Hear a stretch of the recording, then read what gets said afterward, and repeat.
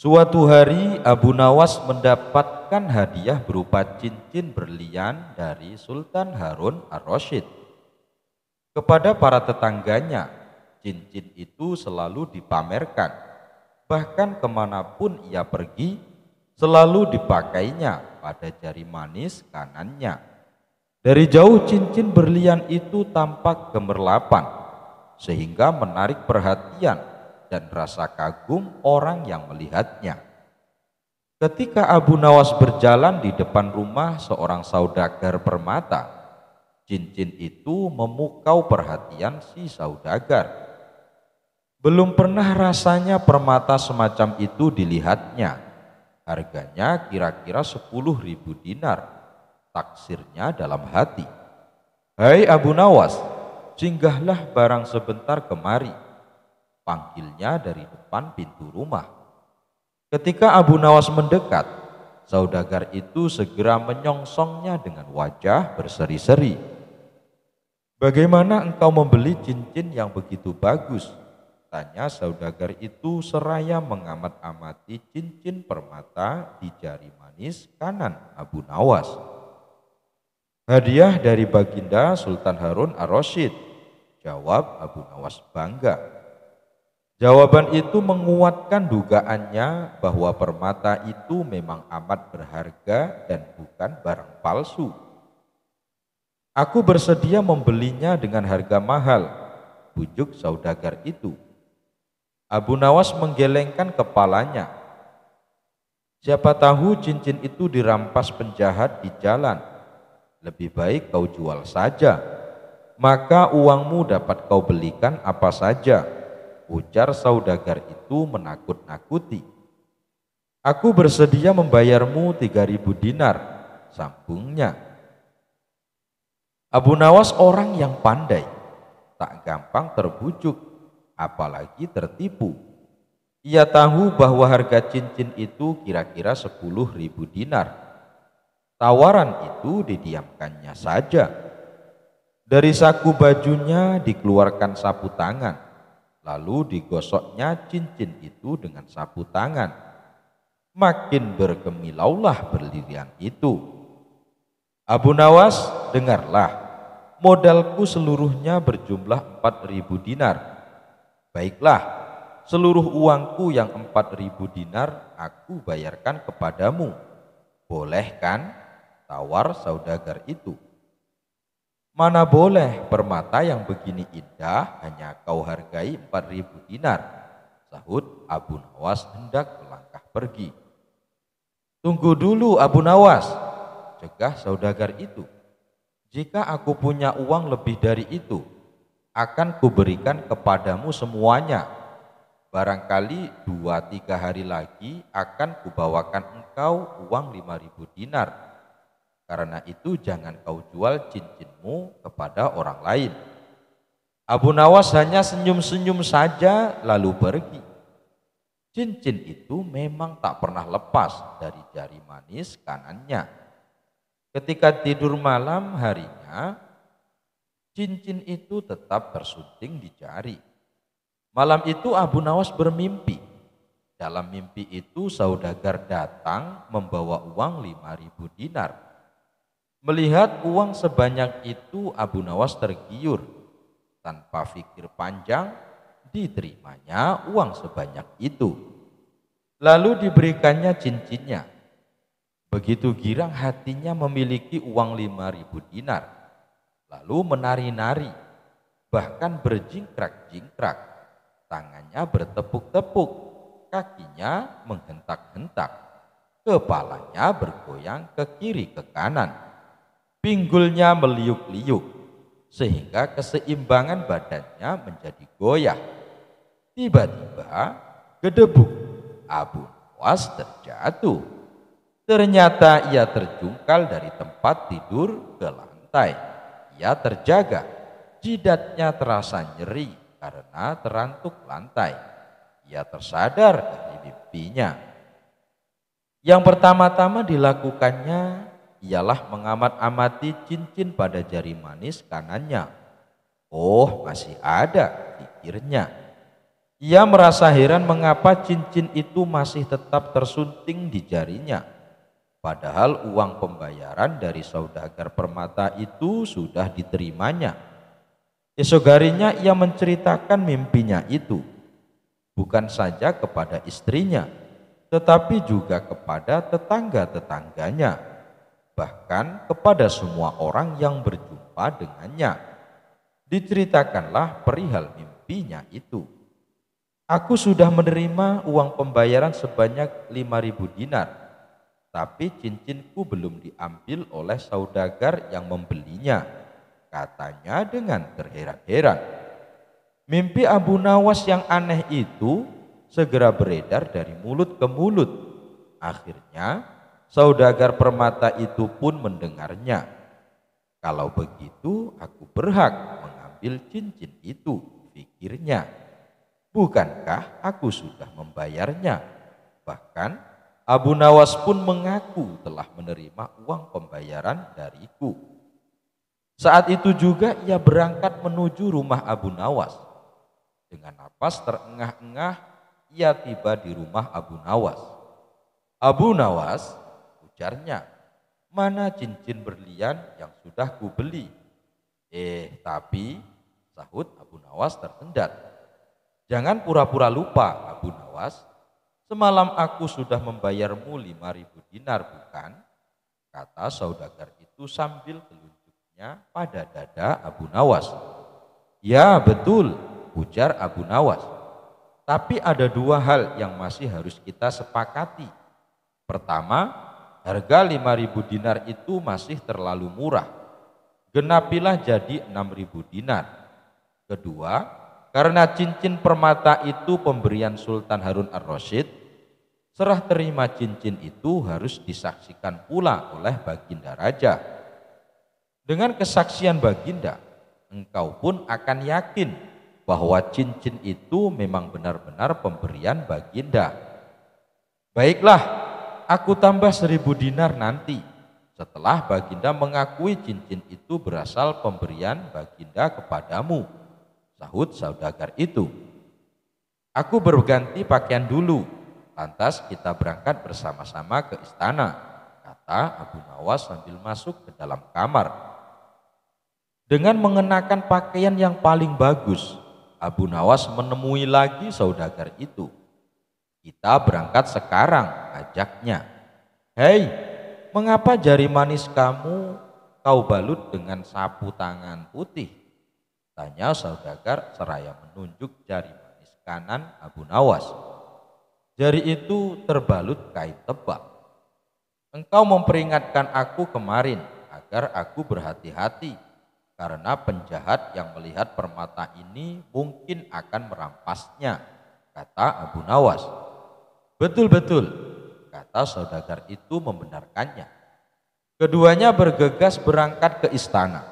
Sementara itu Sultan Harun ar-Rasyid ketika itu baru saja memasuki balai rum. Ketika kedua orang itu tiba di istana, Baginda menunda acara perbincangan dengan para pejabat tinggi, lalu memanggil Abu Nawas dan saudagar itu agar menghadap. Baginda, kami bersama saudagar permata ini menghadap Baginda karena ada sesuatu hal yang hendak kami sampaikan. Cincin permata hadiah dari Baginda beberapa hari yang lalu kepada saya akan saya jual kepada saudagar permata ini, kata Abu Nawas. Mengapa hendak kau jual? Tanya Sultan dengan nada marah. Itu hak saya, Baginda, jawab Abu Nawas.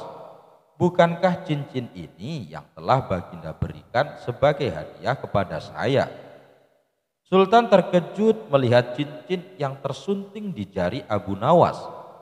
Lebih-lebih saudagar itu, matanya terbelalak dan mukanya pucat seketika.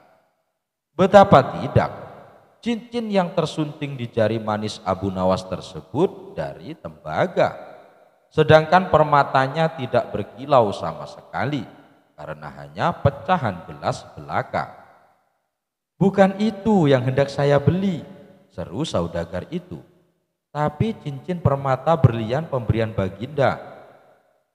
Inilah cincin hadiah dari Baginda itu, kata Abu Nawas. Kalau kau tidak percaya, mohonlah kesaksian Baginda. Dalam hati Sultan tersenyum. Macam-macam saja akal Abu Nawas, pikirnya. Betulkah cincin tembaga permata pecahan kaca itu hadiah dari Baginda kepada Abu Nawas, sembah saudagar itu? Betul, jawab Sultan Harun ar-Rasyid. Memang itulah cincin pemberianku. Saudagar itu gemetar. Nah, bayarlah sekarang 1.000 dinar, seperti kesanggupanmu tadi, kata Abu Nawas. Tapi engkau harus membayar 1.000 dinar kepada Abu Nawas. Tugas Baginda memerintahkan saudagar itu membayarnya. Saudagar itu terpaksa mengeluarkan uang 1.000 dinar. Tanpa berkata suatu apapun, diberikannya uang itu kepada Abu Nawas, lalu pergi. Hai, tunggu dulu, seru Abu Nawas. Ini cincin permata yang sudah kau beli. Saudagar itu tak mau menoleh. Suatu hari yang cerah, Raja Harun ar-Rasyid dan para pengawalnya meninggalkan istana untuk berburu.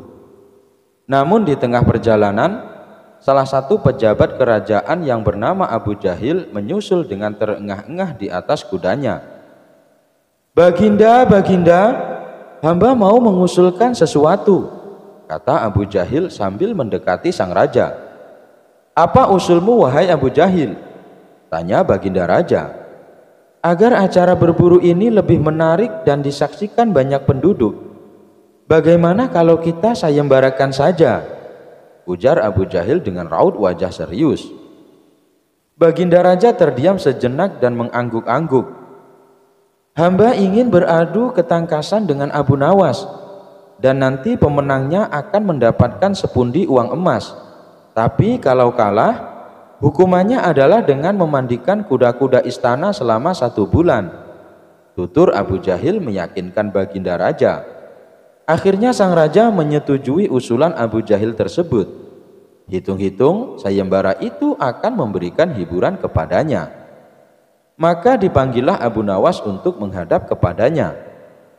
Abu Nawas pun segera menghadap Raja Harun. Ia diberi petunjuk panjang lebar oleh Baginda Raja.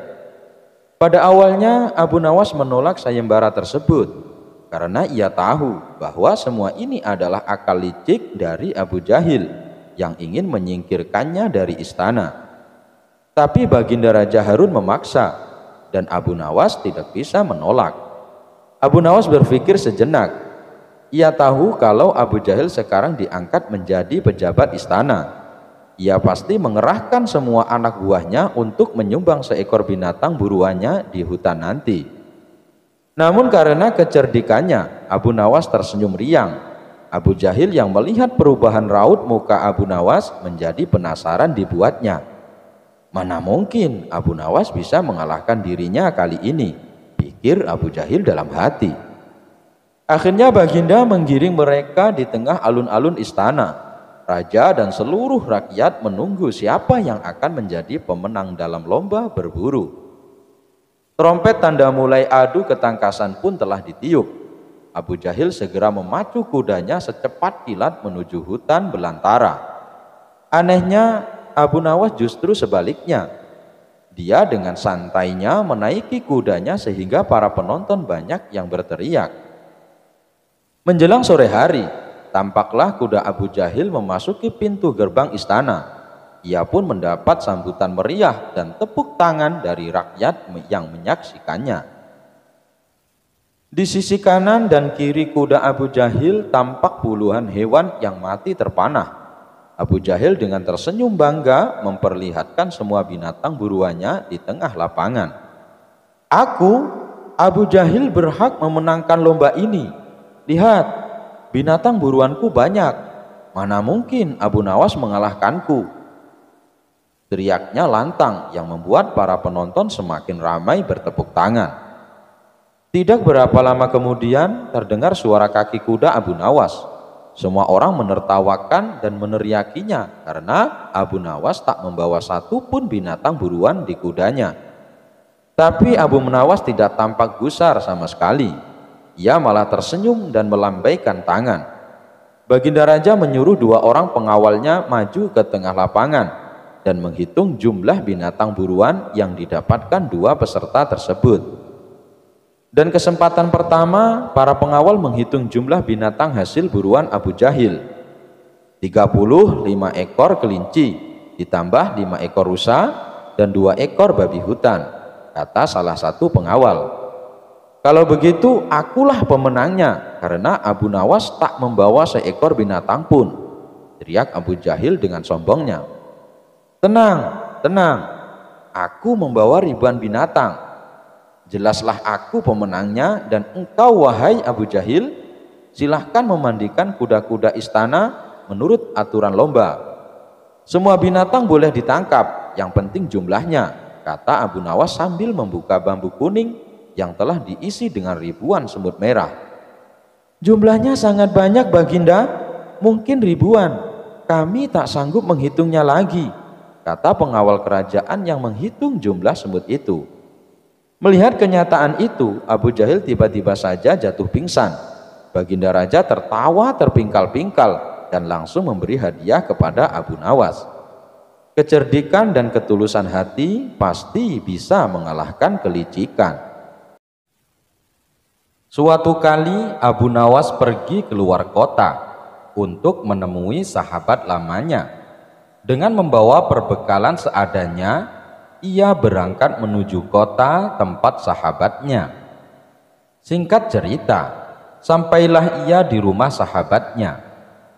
Assalamualaikum, ucap Abu Nawas saat mengetuk pintu rumahnya. Saat pintu rumah dibuka, sahabatnya kaget bercampur bahagia.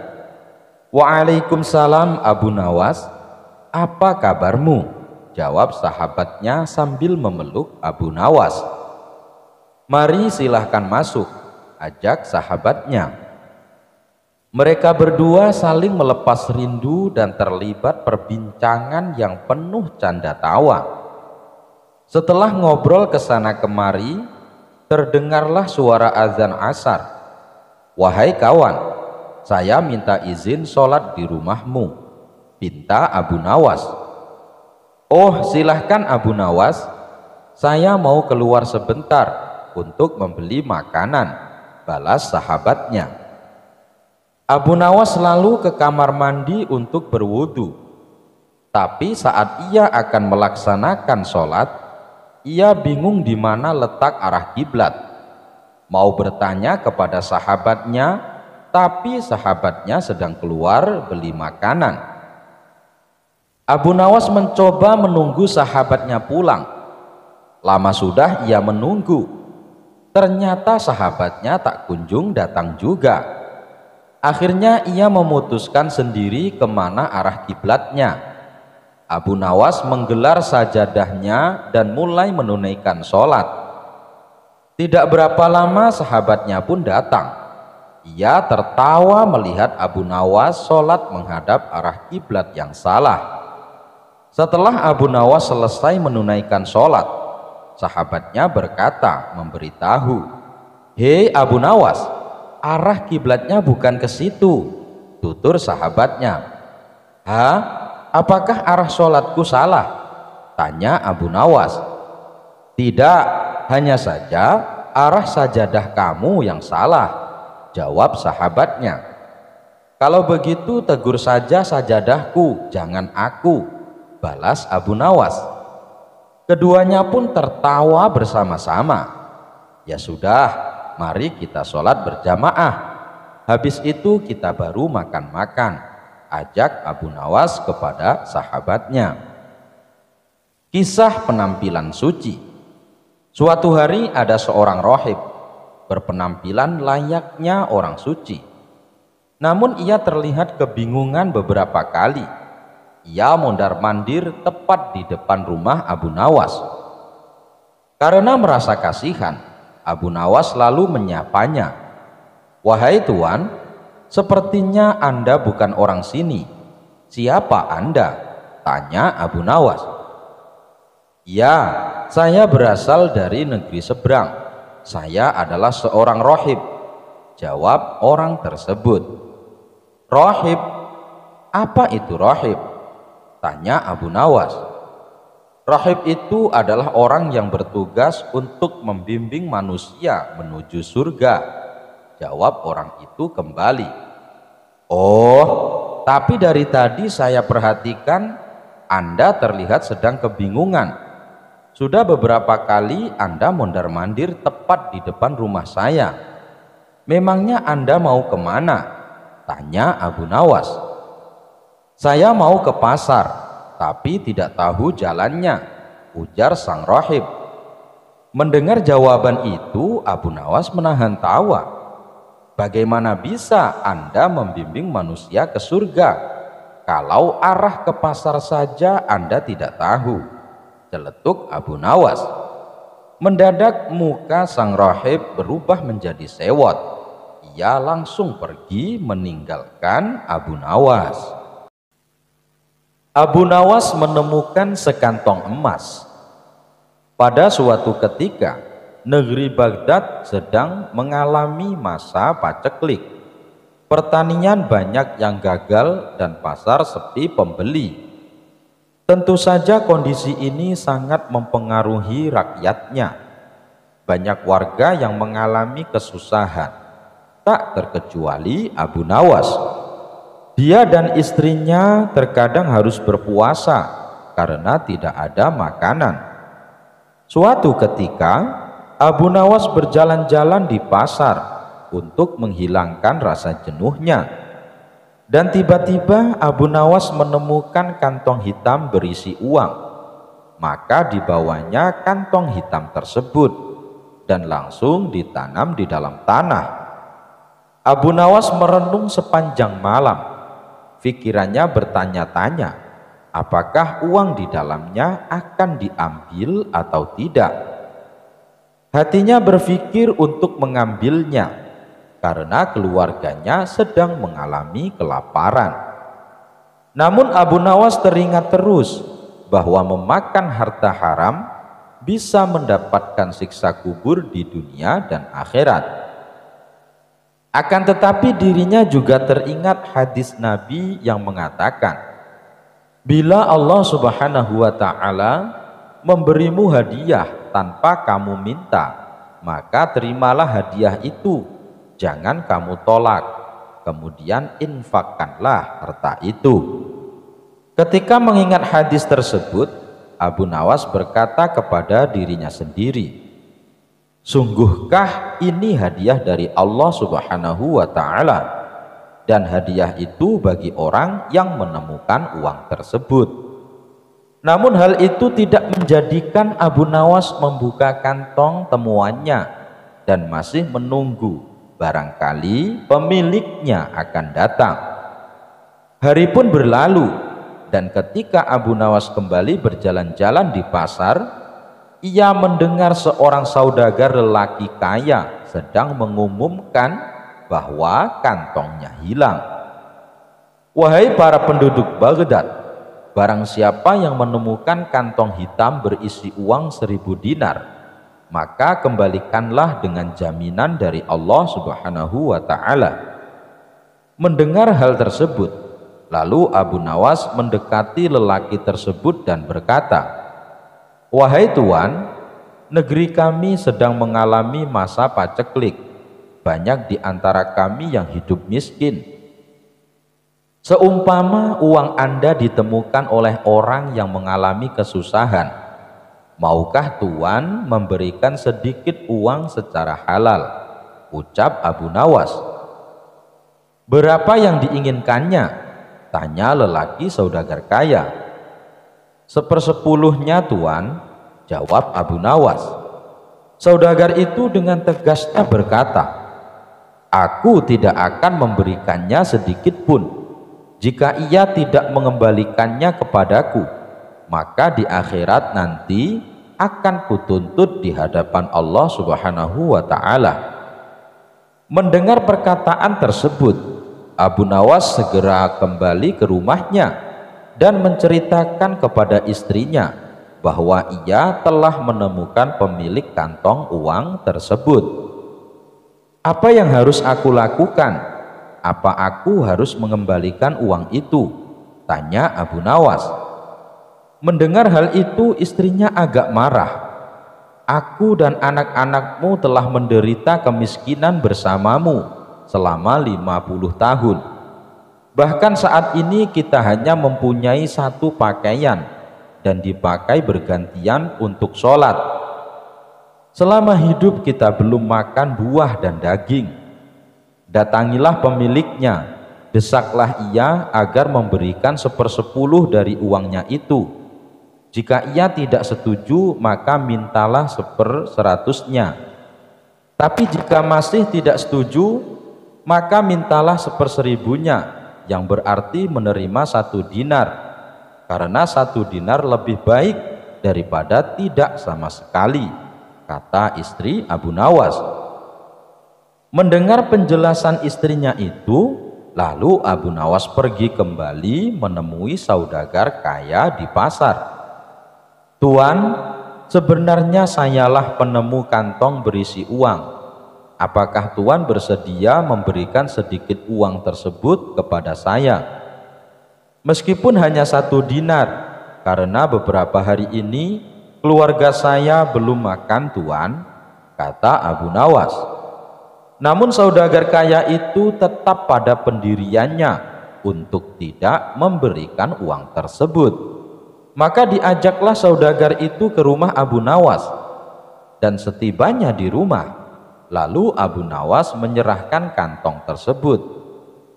Benarkah ini kantong Tuan? Tanya Abu Nawas. Iya, benar, jawab saudagar kaya. Kemudian lelaki tersebut membuka kantongnya dan menghitung jumlah uangnya, dan jumlahnya masih tetap utuh, yaitu 1000 dinar. Lalu saudagar kaya itu pamit pulang kepada Abu Nawas, namun belum juga melewati pintu keluar. Tiba-tiba saudagar kaya itu berhenti dan berkata, "Wahai orang tua, aku akan menceritakan kepadamu mengenai kantong ini. Ayahku telah mewariskan kepadaku uang 3000 dinar. Sebelum meninggal, ayah berpesan kepadaku untuk membagikan 1/3-nya kepada orang yang berhak menerimanya. Dan aku juga disuruh menjual warisan ternak lalu menginfakkannya. Sebagian lagi aku gunakan untuk pergi haji, maka aku pun melaksanakan wasiat itu, dan wasiat untuk membagikan 1/3 uang dari kekayaanku. Uang tersebut aku letakkan pada kantong ini. Lalu aku pergi ke kota Baghdad untuk mencari orang yang benar-benar miskin. Namun aku tidak menemukan seorang pun yang lebih berhak daripada Anda. Maka ambillah uang di kantong ini. Semoga Allah Subhanahu wa ta'ala memberkahimu, kata saudagar lelaki kaya tersebut. Mendengar hal itu, Abu Nawas pun bersyukur kepada Allah Subhanahu wa ta'ala. Kesabaran dan kejujurannya saat menemukan uang tersebut ternyata mendapat jalan lain dari Allah. Ternyata saudagar kaya tersebut tidak hanya memberikan 1/100 yang dimintanya, melainkan semua uang yang ada di kantong tersebut. Abu Nawas memasukkan unta ke lubang jarum. Al-Kisah, Abu Nawas mendapat kabar Baginda Raja mengalami masalah yang membuat tidak bisa tidur. Masalah tersebut hanya Raja yang mengetahuinya. Ia sengaja merahasiakannya, termasuk kepada Abu Nawas selaku sahabatnya tempat berkeluh kesah. Ingin rasanya Baginda Raja melupakan masalah yang menimpanya. Kalaupun bisa lari menghindar, tentulah ia akan melakukannya. Namun kenyataannya permasalahan yang dihadapi terasa seperti mengikutinya kemanapun Baginda Raja pergi. Sejak saat itu Baginda Raja sering terlihat melamun seorang diri. Kemudian penasehat istana mendekati Baginda Raja. "Maaf Paduka yang mulia, hamba perhatikan belakangan ini Paduka terlihat murung. Hamba khawatir Paduka nanti jatuh sakit. Apakah ada sesuatu yang Paduka pikirkan? Tanya penasehat istana. Tidak ada apa-apa, aku baik-baik saja. Kau urusi saja pekerjaanmu, jawab Baginda Raja dengan memalingkan wajahnya. Penasehat istana pun hanya terdiam. Ia merasakan gelagat bahwa Baginda Raja sedang dilanda masalah besar. Dikarenakan Baginda Raja tidak mau berterus terang, penasehat istana tidak berani membujuknya untuk menceritakan masalah yang dihadapi. Makin hari sikap Baginda Raja makin tertutup, bahkan kini enggan menerima tamu. Hal ini membuat para pejabat istana menjadi sangat khawatir. Apa yang harus kita lakukan? Makin hari Baginda Raja terlihat mengkhawatirkan. Ini sangat buruk untuk kondisinya. Jangan sampai Baginda Raja jatuh sakit, kata salah seorang menteri. Aku juga cemas melihat sikap Baginda Raja belakangan ini. Aku sudah coba membujuknya supaya mau menceritakan masalah yang dialami, tapi ia malah memalingkan wajah.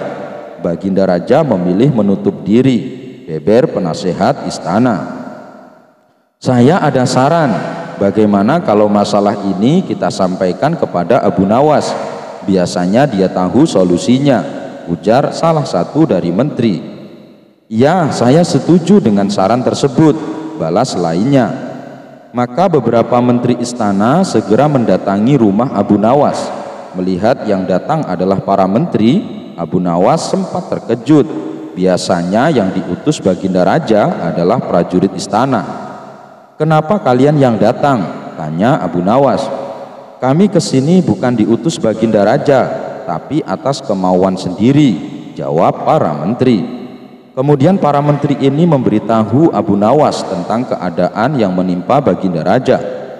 Kami semua sudah berusaha memberi perhatian, tapi Baginda Raja selalu menutup diri, kata salah satu menteri. Baiklah, aku akan coba menghiburnya. Mari kita ke istana sekarang, ajak Abu Nawas.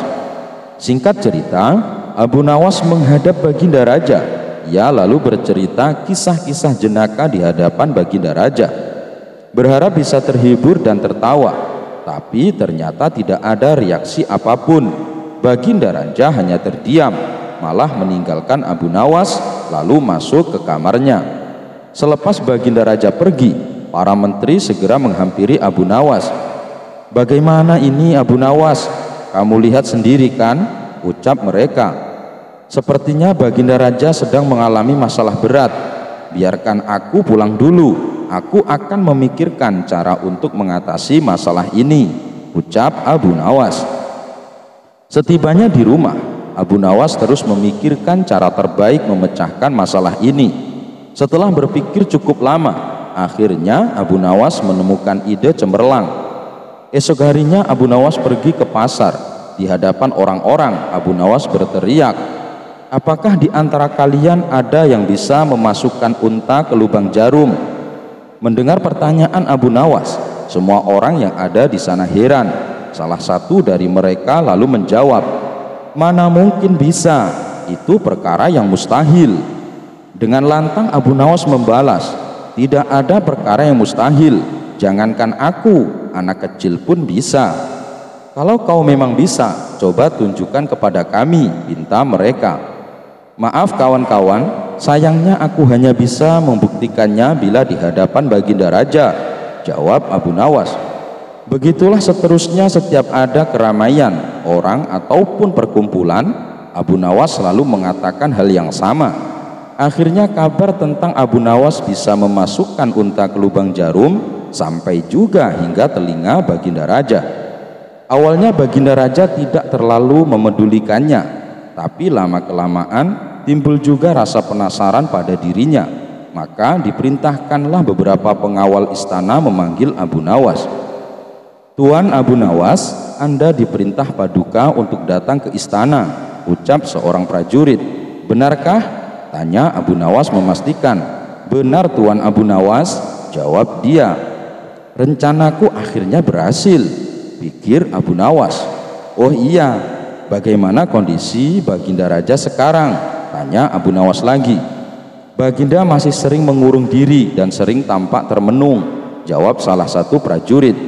Baiklah, aku akan ke sana sekarang, balas Abu Nawas. Tidak lama kemudian Abu Nawas sampai di istana menghadap Baginda Raja. Wahai Abu Nawas, aku dengar kau bisa memasukkan seekor unta ke lubang jarum. Kau bersedia membuktikannya bila di hadapanku. Benarkah itu? Tanya Baginda Raja. Benar Paduka yang mulia, jawab Abu Nawas. Bagaimana mungkin? Aku rasa itu perkara yang mustahil, balas Baginda Raja. Di dunia ini tidak ada yang mustahil Paduka, ujar Abu Nawas. Baiklah, sekarang coba kau buktikan, perintah Baginda Raja. Caranya mudah Paduka, kita tinggal membuat jarum yang lubangnya lebih besar daripada seekor unta. Dengan begitu kita bisa memasukkannya dengan mudah, bahkan anak kecil pun bisa, jawab Abu Nawas menjelaskan. Kalau caranya seperti itu, semua orang pun bisa melakukannya. Berarti kau telah menipu semua orang, termasuk aku, ucap Baginda Raja. Hamba tidak pernah menipu siapapun, dan hamba juga tidak pernah menipu Paduka. Hamba tidak pernah mengatakan bahwa jarum yang hamba maksud adalah jarum kecil, balas Abu Nawas. Iya, itu benar. Tapi apa maksud dari pernyataanmu ini? Tanya Baginda Raja. Hamba hanya ingin mengatakan ada hikmah dari pernyataan ini, jawab Abu Nawas. Hikmah? Hikmah dari mana? Tanya Baginda Raja heran. Bukankah tadinya Baginda Raja tidak percaya kalau hamba bisa memasukkan unta ke lubang jarum? Tapi setelah hamba jelaskan, Baginda Raja baru mempercayainya. Begitu juga dengan permasalahan yang sedang kita hadapi. Sebesar apapun masalah, sebesar apapun bebannya, tapi kalau hati kita lebih besar, hati kita lebih luas saat menghadapinya, maka semua masalah akan terasa lebih ringan. Itulah gambaran seekor unta bila dimasukkan ke lubang jarum. Sepintas saat kita menghadapinya, pasti itu mustahil dilakukan. Tapi bila kita luas dan besar, maka pikiran kita juga akan mengikuti. Dan pada akhirnya masalah yang kita anggap mustahil diatasi menjadi mudah dan ringan untuk dijalani. Bagaimana kita akan bisa tenang bila kita menghadapi masalah dengan hati yang sempit? Tutur Abu Nawas. Seketika Baginda Raja terdiam. Ia terus merenungi ucapan Abu Nawas. Suasana pun mendadak menjadi hening. Tidak berapa lama Baginda Raja pun berkata, terima kasih Abu Nawas, kau telah menyadarkanku. Selama ini aku memang sedang dilanda masalah dan hatiku sempit menghadapinya, sehingga pikiranku juga ikut menjadi buntu, ujar Baginda Raja. Sejenak kejadian itu, kini Baginda Raja mulai terlihat ceria. Ia tidak lagi terlihat murung seperti hari-hari sebelumnya. Permasalahan bukanlah hal untuk dilamunkan, melainkan dihadapi dengan hati yang besar. Maka akan tercipta solusi dari sebuah pemikiran yang jernih. Abu Jahil dijadikan tumbal pesugihan oleh Abu Nawas. Al-Kisah. Abu Nawas mendadak kedatangan Abu Jahil. Ia lalu mengungkapkan maksud kedatangannya mau meminjam uang sebanyak 100 dinar. Tentu saja Abu Nawas kaget mendengarnya. Dari mana aku punya uang sebanyak itu? Ucap Abu Nawas. Ayolah, aku yakin kamu pasti ada. Pinjamilah barang sebulan. Minta Abu Jahil merengek. Awalnya Abu Nawas enggan mengabulkan permintaan Abu Jahil, tapi karena didesak terus-menerus, akhirnya tidak kuasa menolak. Tapi janji ya, hanya sebulan, kata Abu Nawas mewanti-wanti. Iya, aku janji Abu Nawas, bulan depan ketika kebunku sudah panen, pasti akan aku kembalikan, ujar Abu Jahil coba merayu meyakinkan. Setelah sebulan lamanya, Abu Jahil tidak kunjung mengembalikan uang. Padahal saat itu kebun miliknya sudah panen dan hasilnya melimpah. Payah Abu Jahil, dia tidak menepati janjinya, batin Abu Nawas. Dikarenakan sedang sangat membutuhkan uang, Abu Nawas terpaksa mendatangi rumah Abu Jahil untuk menagih hutang. "Mana janjimu Abu Jahal?" katanya, "dalam sebulan kau akan mengembalikan uangnya," kata Abu Nawas. Abu Jahil pun menjawab bahwa dirinya belum bisa membayar hutang. Dia beralasan uang hasil panen kebunnya sudah habis untuk mengobati saudaranya yang sedang sakit.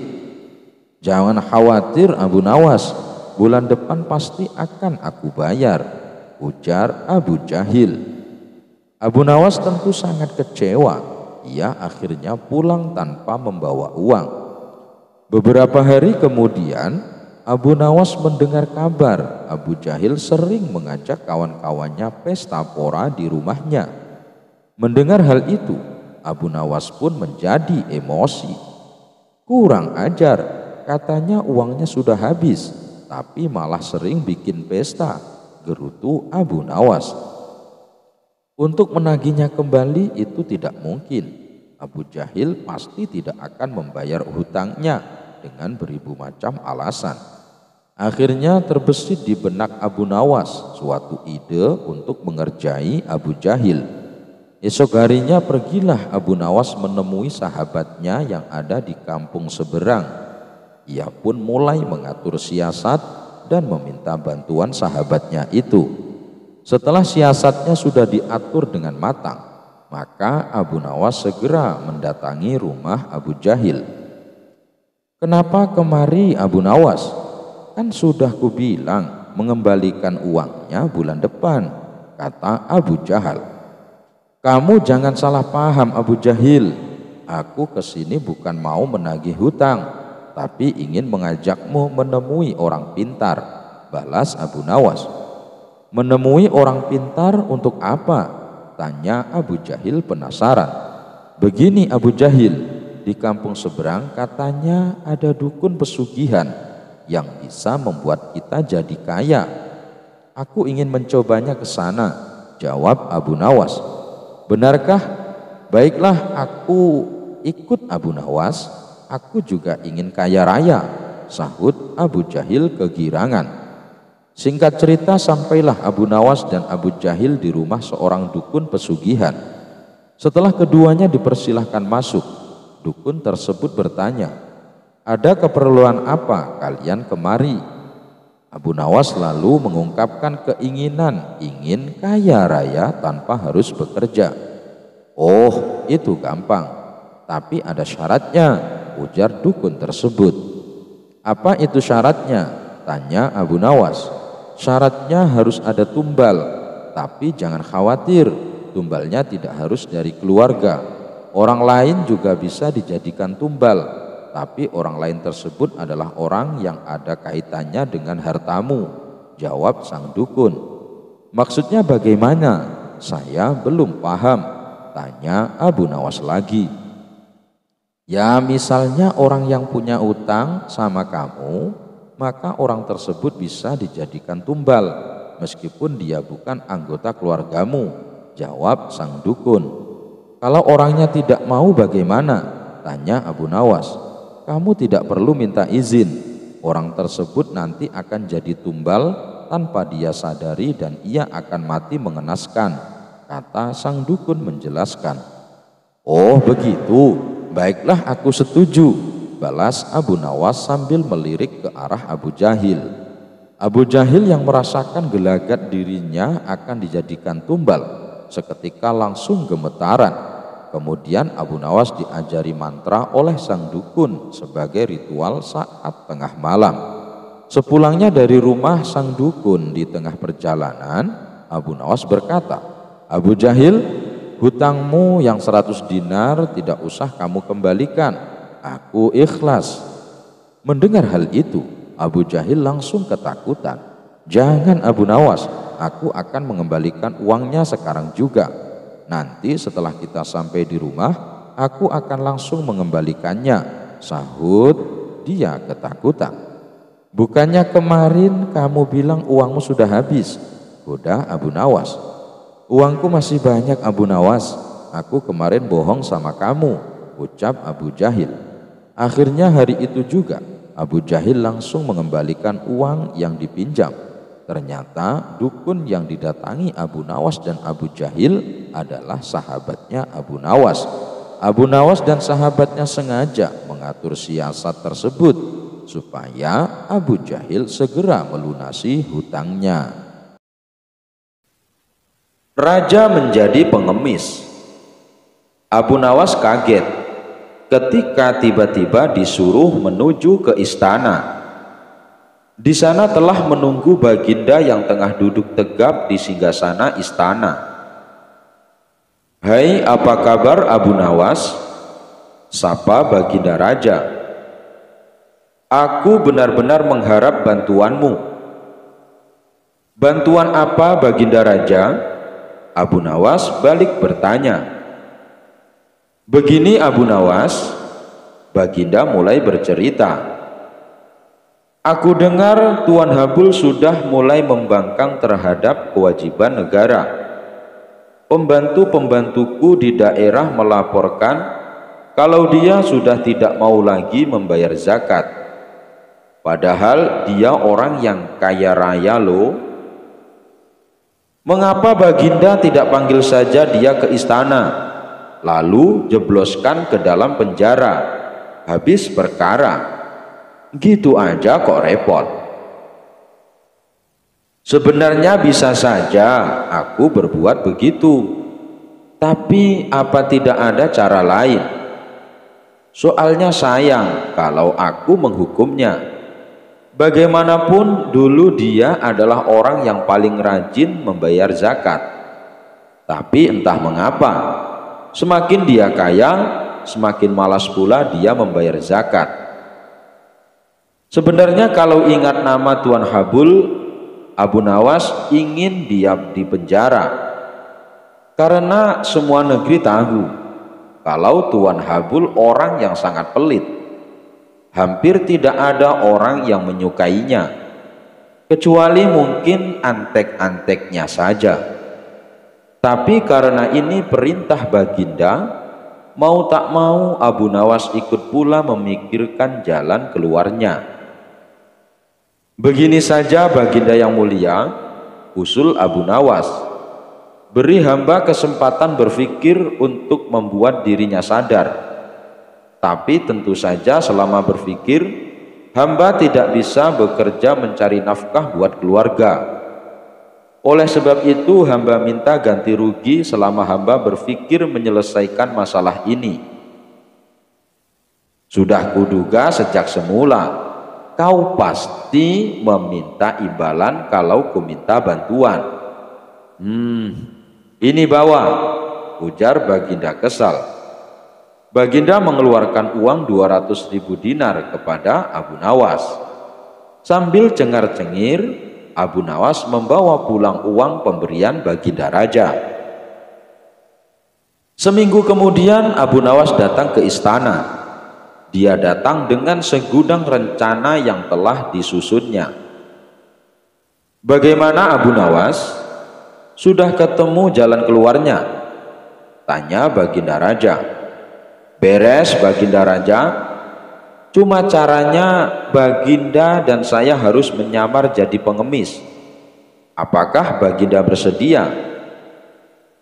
Semula Baginda agak kaget juga mendengar usul Abu Nawas. Tapi karena keinginan kuat menyadarkan Tuan Habul, Baginda akhirnya bersedia. Dengan menyamar jadi pengemis, Abu Nawas dan Baginda datang ke rumah Tuan Habul. Pucuk dicinta ulam pun tiba. Tuan Habul sedang ada di rumah. Abu Nawas pun segera uluk salam. "Selamat pagi Tuan, kami ini pengemis. Apakah Tuan ada sedikit uang receh?" "Tidak ada," jawab Tuan Habul dengan angkuh. "Kalau begitu, apakah Tuan punya pecahan roti kering sekedar untuk mengajar perut kami yang sedang lapar?" "Tidak ada." "Kalau begitu kami minta air putih." "Tidak banyak, masing-masing 1 gelas saja. Sudah kubilang, aku tidak punya apa-apa. Tuan Habul mulai tidak bisa menahan emosinya. Dan rupanya jawaban ini yang ditunggu-tunggu Abu Nawas. Kalau Tuan tidak punya apa-apa, cetus Abu Nawas, mengapa Tuan tidak ikut kami saja menjadi pengemis? Wajah Tuan Habul pucat pasi mendengar cetusan Abu Nawas. Rasa marah, tersinggung dan terhina bercampur aduk menjadi satu. Tapi belum sempat kesadaran Tuan Habul pulih, Abu Nawas dan Baginda segera membuka kedoknya. Bagaimana Habul? Kali ini giliran Baginda yang berbicara. Mau pilih jadi orang kaya atau menjadi orang yang tidak punya apa-apa? Kalau pilih jadi orang yang tidak punya apa-apa, ya ikut saja Abu Nawas mengemis dari rumah ke rumah. Tapi kalau pilih menjadi orang kaya, ya jangan lupa membayar zakat. Bukan begitu Habul? Mendengar penuturan Baginda, Tuan Habul terdiam 1000 bahasa. Dia merasa sangat malu. Sedangkan Abu Nawas hanya cengengesan menyaksikan kejadian itu. Enak saja Baginda menyuruhku jadi pengemis, gumam Abu Nawas sambil mengumpat dalam hati. Apa boleh buat, zakat kewajiban bagi yang mampu untuk menunaikannya. Abu Nawas lebih hebat dari jin ifrit. Baginda Raja baru saja membaca kitab tentang kehebatan Raja Sulaiman yang mampu memerintahkan para jin memindahkan singgasana Ratu Bilqis di dekat istananya. Baginda membaca surat An-Naml ayat 39 sampai 40. Jin Ifrit berkata, "Akulah yang akan membawanya kepadamu sebelum engkau berdiri dari tempat dudukmu. Dan sungguh aku kuat melakukannya dan dapat dipercaya." Seorang yang mempunyai ilmu dari kitab berkata, "Aku akan membawa singgasana itu kepadamu sebelum matamu berkedip." Maka ketika Nabi Sulaiman melihat singgasana itu terletak di hadapannya, dia pun berkata, "Ini termasuk karunia Robku untuk mengujiku. Apakah aku bersyukur atau mengingkari nikmatnya? Barang siapa bersyukur, maka sesungguhnya dia bersyukur untuk kebaikan dirinya sendiri. Dan barang siapa ingkar, maka sesungguhnya Robku Maha Kaya, Maha Mulia." Al-Quran Surah An-Naml ayat 39 sampai 40. Baginda mencermati ayat tersebut. Jin Ifrit saja bisa dikalahkan seorang ulama. Berarti manusia lebih sakti dari para jin. Ulama di masa Raja Sulaiman lebih cepat memindahkan singgasana Ratu Bilqis dibanding jin Ifrit. Ulama itu mampu membawa singgasana ke hadapan Nabi Sulaiman sebelum dia mengedipkan mata. Sedangkan Ifrit hanya mampu membawanya ke hadapan Nabi Sulaiman sebelum dia bangkit dari tempat duduknya. Baginda tiba-tiba merasa tertarik. Hatinya mulai tergelitik untuk melakukan hal yang sama. Mendadak beliau ingin istananya dipindahkan ke atas gunung agar bisa lebih leluasa menikmati pemandangan di sekitar. Dan bukanlah hal itu tidak mustahil bisa dilakukan, karena ada Abu Nawas yang amat cerdik di negerinya. Kalau di masa Raja Sulaiman ada ulama yang lebih hebat dari jin Ifrit, di masa sekarang ada Abu Nawas, ujar Baginda dalam hati. Baginda pun segera memanggil Abu Nawas. Setelah Abu Nawas dihadapkan, Baginda berkata, "Sanggupkah engkau memindahkan istanaku ke atas gunung agar aku lebih leluasa melihat negeriku?" tanya Baginda Raja. Abu Nawas tidak langsung menjawab. Dia berpikir sejenak hingga keningnya berkerut. tidak mungkin menolak perintah Baginda, kecuali kalau memang ingin dihukum. Akhirnya Abu Nawas terpaksa menyanggupi proyek raksasa itu. Ada satu lagi permintaan dari Baginda. Pekerjaan itu harus selesai hanya dalam waktu sebulan. Karena kemampuanmu belum teruji, maka kamu punya waktu sebulan untuk melakukan permintaanku itu, ujar Baginda Raja. Abu Nawas pulang dengan hati masyghul. Setiap malam ia hanya berteman dengan rembulan dan bintang-bintang. Hari-hari dilewati dengan kegundahan. Tak ada hari yang lebih berat dalam hidup Abu Nawas kecuali hari-hari ini. Tetapi pada hari ke-9 ia tidak lagi merasa gundah gulana. Keesokan harinya Abu Nawas menuju istana. Ia menghadap Baginda untuk membahas pemindahan istana. Dengan senang hati Baginda akan mendengarkan apa yang diinginkan Abu Nawas. Ampun tuanku, hamba datang ke sini hanya untuk mengajukan usul untuk memperlancar pekerjaan hamba nanti, kata Abu Nawas. Apa usulmu? Hamba akan memindahkan istana paduka yang mulia tepat pada hari raya Idul Kurban, yang kebetulan hanya kurang 20 hari lagi. Kalau hanya itu usulmu, baiklah, kata Baginda Raja. Satu lagi Baginda, Abu Nawas menambahkan. Apalagi? Tanya Baginda Raja. Hamba mohon Baginda menyembelih 10 ekor sapi yang gemuk untuk dibagikan langsung kepada para fakir miskin, kata Abu Nawas.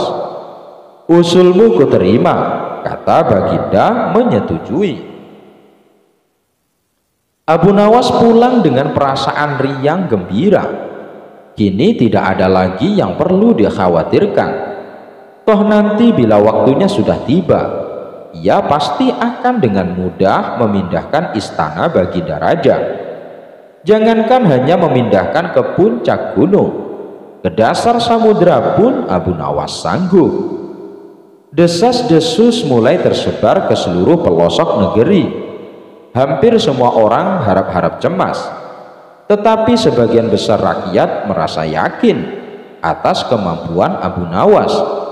Karena selama ini Abu Nawas belum pernah gagal melaksanakan tugas-tugas aneh yang dibebankan di atas pundaknya. Namun ada beberapa orang yang meragukan keberhasilan Abu Nawas kali ini. Saat-saat yang dinanti-nantikan tiba. Rakyat berbondong-bondong menuju lapangan untuk melakukan sholat hari raya Idul Kurban.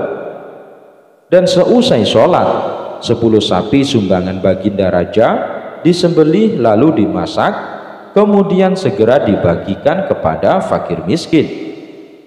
Kini giliran Abu Nawas yang harus melaksanakan tugas berat itu. Abu Nawas berjalan menuju istana diikuti oleh rakyat.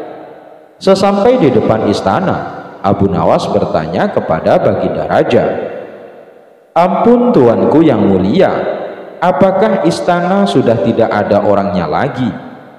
"Tidak ada," jawab Baginda Raja singkat. Kemudian Abu Nawas berjalan beberapa langkah mendekati istana. Ia berdiri sambil memandangi istana. Abu Nawas berdiri mematung seolah-olah ada yang ditunggu. Benar, Baginda Raja akhirnya tidak sabar. "Abu Nawas, mengapa engkau belum juga mengangkat istanaku?" tanya Baginda Raja. "Hamba sudah siap sejak tadi, Baginda," jawab Abu Nawas. "Apa maksudmu engkau sudah siap sejak tadi? Kalau engkau sudah siap, lalu apa yang engkau tunggu?" tanya Baginda masih diliputi perasaan heran. "Hamba menunggu istana paduka yang mulia diangkat oleh seluruh rakyat yang hadir untuk diletakkan di atas pundak hamba. Setelah itu hamba tentu akan memindahkan istana paduka yang mulia ke atas gunung sesuai dengan titah paduka. Baginda Raja Harun ar-Rasyid terpana. Beliau tidak menyangka Abu Nawas masih bisa keluar dari lubang jarum. Abu Nawas dan segentong air. Al-Kisah. Kali ini Baginda Raja berencana akan berburu di hutan. Baginda Raja memerintahkan pembantunya untuk menyiapkan semua peralatan dan perbekalan selama berburu. Berbeda dari cara berburu sebelumnya, kali ini Baginda Raja mengajak serta Abu Nawas. Kemudian Baginda Raja meminta Abu Nawas membantu membawa perbekalan dan dipersilahkan memilih sendiri barang yang akan dibawa. Tanpa berpikir panjang, Abu Nawas memilih gentong tempat wadah air minum yang cukup besar. Baginda Raja dan prajurit heran dengan pilihan Abu Nawas. Mereka menganggap Abu Nawas bodoh karena memilih gentong air yang besar dan berat, padahal masih banyak barang yang kecil. "Hai Abu Nawas, kenapa kau pilih barang bawaan yang paling berat?" tanya Baginda Raja penasaran. "Nanti paduka raja juga akan tahu sendiri," ucap Abu Nawas sambil tersenyum. Baginda Raja pun memerintahkan pasukannya untuk berjalan, dan selama perjalanan tentunya Abu Nawas menjadi orang yang paling terakhir. Ia berjalan paling belakang karena beratnya membawa gentong air. Karena perjalanan yang cukup jauh, rombongan memilih berhenti untuk istirahat sejenak. Di saat itulah mereka membutuhkan air untuk menghilangkan rasa dahaga, dan tentunya Abu Nawas menjadi orang paling dicari karena Abu Nawas yang membawa perbekalan air minum. Setelah perjalanan dilanjutkan, gentong air yang dibawa Abu Nawas mulai berkurang isinya dan menjadi lebih ringan. Abu Nawas pun tidak lagi berjalan di belakang. Kini ia berjalan di tengah-tengah rombongan. Setelah istirahat yang kedua, ketiga, dan seterusnya, gentong air yang dibawa Abu Nawas pun semakin berkurang, sampai kemudian gentongnya kosong sama sekali. Karena gentongnya sudah kosong, tentu saja Abu Nawas meninggalkannya, sehingga Abu Nawas pun bisa berjalan di samping Baginda Raja di barisan depan. Melihat hal itu, Baginda Raja tersenyum. Kini Baginda telah mendapatkan jawaban atas pertanyaan yang diajukan sebelum berangkat. "Kamu memang cerdik Abu Nawas," ujar Baginda Raja dalam hatinya.